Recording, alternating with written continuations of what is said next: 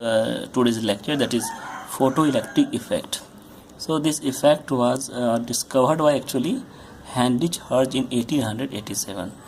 So at that time electron was as a negative particle was already discovered, and the proton was also discovered by the as a positive particles by the Goldstein. So at that time, so the scientist community, they know that in this cathode ray discharge tube, they know this device very well, and they are doing experiment on this thing.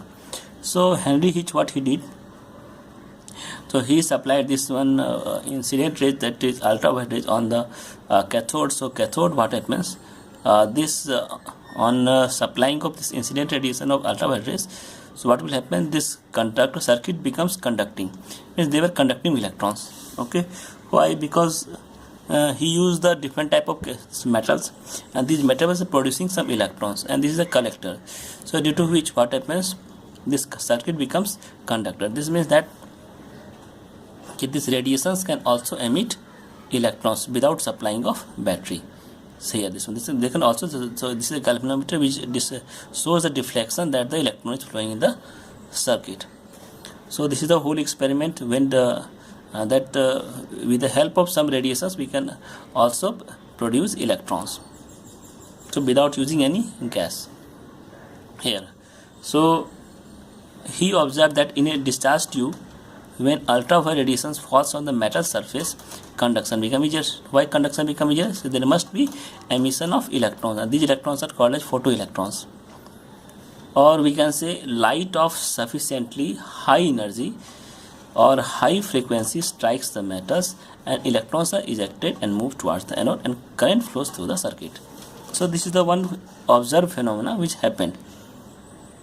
So these electrons are called photoelectrons, and in absence of any this one medium, that is gas or low pressure, this whole this two cathode this wire becomes conducting. So and what was the reason for this behavior, why it happened? So we will study today. Which type of metals show this phenomena? So first thing is that all the metals do not show this phenomena. Why? Because they do not have a power to release energy. They have low ionization energy. So those metals which have low ionization energy can emit these photoelectrons. So low ionization energy means like cesium, potassium, rubidiums. So they can easily show this phenomena, that is photoelectric phenomena, because of low ionization energy. So if you give sufficient amount of light, then they can emit electrons. If you use sodium, potassium, or sodium, lithium, so they have high kinetic energy because of small size. So it is very difficult to emit electron from those type of metals. So normally these metals are used as a photocells. You have heard about photocells. Photocell cells are those cells in which electrons are easily emitted, and they are used for making like a doorbell. We can make a doorbell from these photocells. So such phenomena is known as photoelectric current, and the electrons so emitted photo, that we already discussed. Now, what are the characteristics of this photoelectric emission? We see this is the very important topics, because electron is emitted out, but what are the important characteristics? So based on this we have to study the following so many numericals.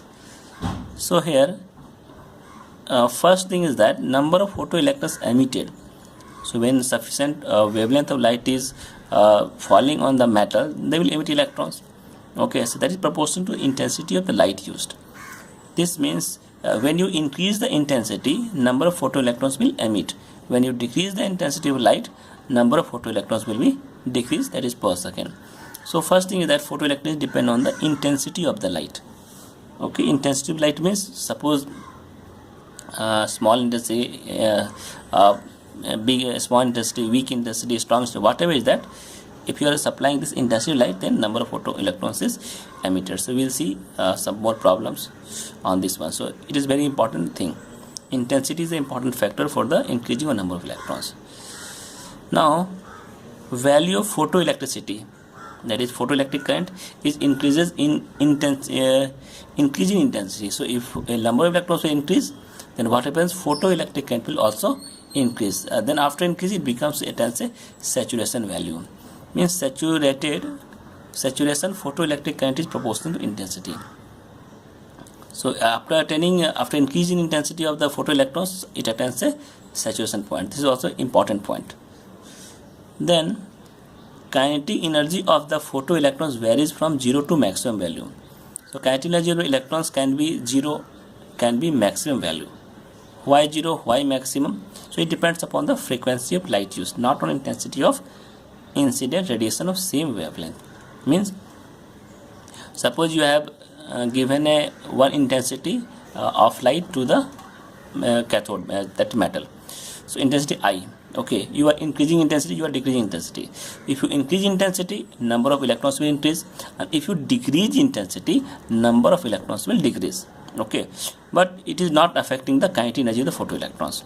Okay, so kinetic energy is independent of number of electrons. It is independent of intensity. It depends on the frequency of light. If you change the frequency, kinetic energy will change. If you change the wavelength, kinetic energy will change. So wavelength of incident radiation may be same, intensity of the incident radiation may be same, intensity may be changed. So in that case, it is not depending on the kinetic energy. Suppose let's take one example, blue light. You can increase the intensity of blue light, you can decrease the intensity of blue light. Then based on increasing blue light, decreasing blue light, number of electrons will change. Okay, but if you change the wavelength, then kinetic energy will change. So this is the way to explain this thing. So here every metal has its, there I have written here three cases. Suppose this is called threshold frequency of metal. Threshold frequency means minimum frequency of the metal is required to release electrons. So if you giving the incident light radiations to the metal which is lesser than the frequency of metal, the electrons will not be ejected. If you are giving equal to the frequency of metal, then photoelectrons will be zero kinetic energy. Means it should not be equal to the photoelectrons the threshold frequency of the metal. And if the threshold frequency will be greater than the lesser than the incident light radiations, then photoelectrons will emit with certain kinetic energy, will be ejected. So this electron will having certain kinetic energy, and they have certain wavelength, they have certain frequency. So this will be explained in next topic. So here we can see the diagram. This is the kinetic energy, y-axis kinetic energy, ejected electrons after getting some incident radiations, and this is the frequency of the light. So this is the frequency of the light. Suppose metal X is there, whose minimum frequency this much. Okay, if you give more than this, then electrons will be ejected. If you give less than this, electrons will not be ejected. So each kinetic energy becomes again proportionally. So this is for different metal, this is for different, both metals are different. Second, kinetic energy of electron do not depend on the energy of the same light. Suppose it is a blue light, I already discussed. So blue light, if you increase the intensity, number of electron will increase, but kinetic energy of that blue light will be always, ejected electron will be always same. Okay, so it has always constant value. Similarly for red light, red value you can change this one. If you take the green light, it will change. So if you change the wavelength of light, intensity will, kinetic energy of that light will be changed. So this is the threshold frequency we discussed earlier. For each threshold frequency, it is a minimum frequency to just eject the photoelectrons, and their kinetic energy is always zero. So if you increase the kinetic energy, if you change the kinetic energy, it should be frequency of that electron should be more than the threshold frequency. So this is the alkali metals like lithium, sodium, potassium, rubidium, cesium. Anyway, cesium is cesium, rubidium, sodium, which is used for emitting the photoelectrons. From sodium, lithium, they are from sodium or lithium, they have the high ionization energy, so they are little tendency to give electrons. Kinetic energy of the photoelectrons increases with frequency linearly. So photoelectron kinetic energy of photoelectron depends on the frequency we discussed. Here I have one example also. Suppose you are supplying this much energy A electron volt, which is released by the 100 photons, and second case you take 2A electron volt and having which is giving by the 50 photons. So total energy will be how much? 100A electron volt, and in both cases 100 electron volt. So here lambda is same. In both cases lambda is same. Okay, so what will happen? Their kinetic energy will be different. Okay, so it depends on the amount of the energy. So amount of energy in first case will depend on the 100 photons of A volt and 100 photons of E volt. So E is changing here, so kinetic energy will change. Okay, but intensity will remain same. So kinetic energy of the photoelectrons will be different from the kinetic energy of second case. So this is kinetic energy, this is kinetic energy. Because of different energy, their kinetic energy are different. So numbers of electrons emitted per second depend upon the one particular wavelength, which have the different type of intensity. Okay, so number of electrons depends upon the used for the same intensity of radiation. So lambda may be same, but intensity if you change it, then number of electrons will change. So here written more intensity, more intensity, it should be more electrons, not photons, it will be more electrons, and here will be more electrons. So this is wrong, so you state this one, more electrons. If you give less intensity, less number of electrons will be emitted. Now kinetic energy of all photoelectrons are not same, definitely, if only one frequency is used. Okay, if you use the only one frequency, then kinetic energy of all the photoelectrons are not same. So it depends upon the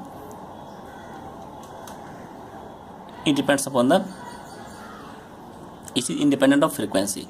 So kinetic energy is of the all photoelectrons are not same, even if you use one frequency. That's why photoelectric current does not rise vertically to maximum. So on emitting the photoelectrons, so all the kinetic energy of all the photoelectrons are not same, so they may be different to different. So current maybe can change with different values. Means all the photoelectrons ejected from the metals, their kinetic energy is not same. So this is one of the important points. Photoelectric effect is an evidence of particle nature of light. This means that this electrons is emitting from the metals, so this proves that the electrons is a particle. So photoelectric effect is the evidence for the particle nature of light. As we know that light it is given by the Huygens, that is light is a wave, but photoelectric is proving that light is not a wave, it is a particle. So if number of particles increases when intensity increases. So this is the one evidence to show that. There is no time lag between the incidence of radiation and emission of photoelectrons. If you are supplying in radiations, intensity radiations to the metal more than the threshold frequency of the metal, then what will happen? Immediately photoelectrons will be emitted from the metal. So emission and incident, there is no time lag. Actually time is 10 to the power minus 8 seconds. It is very less time. It is such a less time that immediately photoelectrons is emitted if you give sufficient amount of radiation on the metal. So here through this diagram you can understand this is a metal which have so many electrons are there. If you put sufficient amount of incident light, okay, so if you are giving, and what will happen, these electrons are tightly bonded with the nucleus. Okay, they have some certain binding energy, so these electrons cannot come out. When you supply this light, so they will in this energy of this light is greater than the binding energy of electrons with the nucleus. What will happen? They will destroy this energy, and after destroying this energy, these electrons will get more energy from the incident light. So some of the energy is utilizing destroying this force of attraction, and rest of the energy from the rest of the energy electron will come out as a kinetic energy. Okay, so every electrons have they will absorb the different amount of light.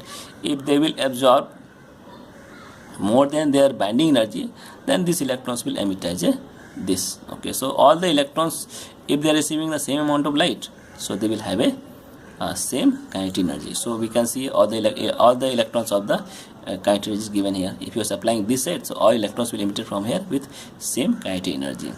So here h nu is minus h nu. What is the h nu? H nu is the minimum frequency to emit electrons. If you give more than this one, then this will elect as a kinetic energy. So this equation is called as a Einstein photoelectric equation. Half mu square is the energy of the photoelectrons which is emitted. This is the energy of the incident radiation supplied, and this is the energy of the radiation which is absorbed by the metal. So total energy minus energy absorbed by the metal will give you the kinetic energy of the photoelectrons which is emitted out. Okay, so this value may be different, okay, for the same frequency. Now, so this is h nu naught is called as a work function. Work function means minimum energy to release electrons. Okay, this is work functions. So this is, we can write here, nu is nothing but the light speed of light by the lambda. So we can write in this form, hc bracket 1 by lambda mass 1 by lambda naught. This is the threshold wavelength, this is the threshold frequency. So these frequencies differ from metal to metal. So this is a constant value. If you remove this constant value, then half mv square is proportional to energy of the light, or we can say square of the speed is proportional to frequency of the light. So this is the conditions you have to keep remember. So next is our stopping potential. So this is stopping potential is the minimum potential at which the plate photoelectric current becomes zero. Plate means if you supply the electric this electric to the plate, anode plate, that was potential. So instead of electrons with emission of electrons, it will not emit electrons. Means from the cathode. So cathode we are supplying the incident radiations. Now if you supply this one reversively, that much potential that it will stop the emission of electron from the cathode. That is called the V potential, and that stopping, this is V naught is nothing but the stopping potential. So half mv square, this electrons will emitted from the metals. So this metals is there where electrons is emitting. Okay, so if you supply here what electron volt, okay, this much electron volt to this electrons, so what will happen? So they will stop this incident radiations. Then what will happen? Electrons will not be emitted. So this EV naught is nothing but this is equal to kinetic energy. Okay, so here is the diagram. So this is there. Since the number of photons, electrons depend on the intensity. So if you are increasing the intensity, number of photons increases. So if you supply this much applied voltage to this electron, they will not emit. So here photoelectric current is proportional to intensity. Both kinetic energy and the stopping potential independent of the incident of the incident radiations. So they depend on the photo number of electrons. So this diagram is also very important. Now let us see some questions. One questions: energy required to stop the ejection of photoelectrons from copper plate is 0.24 electron volt. So this is the stopping potential. If you give this much potential, electron will not be ejected. So calculate the work function when radiation of lambda 253.7 nanometer strikes the plate. So you have to find the work function. Minimum work function means minimum energy is required to release the electrons.